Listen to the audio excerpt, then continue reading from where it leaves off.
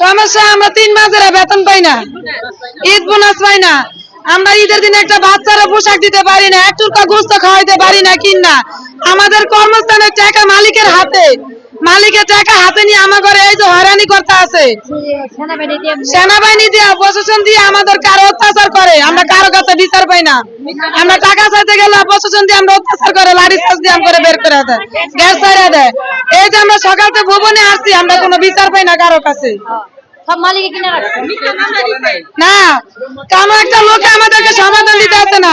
আমাদের দুধের বাচ্চা বাসায় কাঁদতে আছে, আমাদের স্কুল মাদ্রাসা ছেলে সন্তান মাদ্রাসা থেকে স্কুল থেকে বের করে দিতে আছে। বাড়িওয়ালারা আমাদের ঘরে মাল চাবানা নামাইয়া দিছে। আমরা রাস্তা, আমাদের বাচ্চা রাস্তায় রাখা হয়েছি এই জায়গায়। কারো কাছে আমাদেরকে টাকা চাইলে আরো মিথ্যা মামলা দিয়া লাঠি চার্জ দিয়ে আমাদেরকে ফ্যাক্টরি থেকে বের করে দিছে। আচ্ছা, প্রথম মাসে যখন আপনাদের বেতন বন্ধ করলো তখন কি কোনো প্রতিবাদ করেন নাই? কোনো প্রতিবাদ হয় নাই। আমাদেরকে বলছে যে বেতন 30 তারিখ 26 তারিখে দিব। 6 মাস সময় নিয়েছে কোম্পানি আমাদের থেকে, আমরা 6 মাস দেওয়ার সময় দিছি, তাও 26 তারিখে আমাদের বেতন কমপ্লিট করতে পারে নাই। যাক, মালিক সমস্যা আমাদেরকে 30 তারিখে দিছে, তাও আমরা মাইনা নিছি। 6 মাস দেওয়া হয়েছে, তারপরে ঈদের ছুটিতে ঈদের তো আমাদের বেতন দিব, বোনাস দিব, আমাদেরকে দেয় নাই, বেতনও দেয় নাই, বোনাসও দেয় নাই। তারপরে মনে করেন ভবনে আমাকে 22 তারিখে বলছে আমাদেরকে বেতন দিব, বোনাস দিব, তাও দেয় নাই। পরে যাক যেভাবে ঈদের ছুটিতে গেছে, ঈদের ছুটিতে আমাদের অফিসে গেছি, যাই মিথ্যা মামলা দিয়ে আমাদেরকে নোটিশ লাগাইয়া দিছে, ভিতরে আর ঢুকতে দেয় না। পুলিশ প্রশাসন লাগাইয়া রাখছে, ভিতরে ঢুকবো আমাদের লাঠি চার্জ করে পোলাপানের মিথ্যা মামলা তার ভিতরে ঢুকতে দেয় নাই। মিথ্যা মামলা দিছে, বলছে যে আমরা ভাঙচুর করছি, মেশিন চুরি করছি, ল্যাপটপ চুরি করছি, আমাদের প্রমাণ বের করো, এই কারণে আমাদেরকে মামলা দিছে।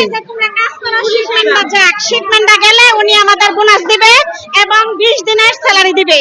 মে মাসের 20 দিনের স্যালারি দিতে চাইছে, অথচ আমরা দিনে রাতে কাজ করে ওনাদের শিপমেন্ট দেওয়ার পরে উনি ঈদের আগে আমাদের বোনাসটা দেয় নাই।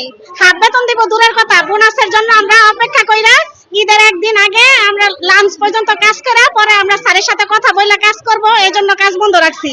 তারপরে উনি বলছে কাজ করো বোনাসটা দিমু, বোনাস দেয় নাই। বন্ধের দিন উনি করলো কি 4 তারিখে বোনাস তো দেয় নাই, পুলিশ আইনা গ্যাস ককটেল মাইরা দৌড়াইয়া ওয়ার্কারদের আহত করলো, আহত করে তারপরে নোটিশ দিয়ে দিল যে বন্ধ। বন্ধের পরে আমাদের 15 তারিখে অফিস খোলা, 14 তারিখে উনি নোটিশ দিয়ে দিল।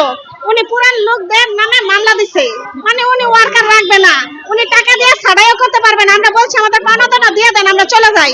উনি টাকা পয়সাও দিবে না দেখে উনি মিথ্যা মামলা দিয়ে দিছে 400 লোকের।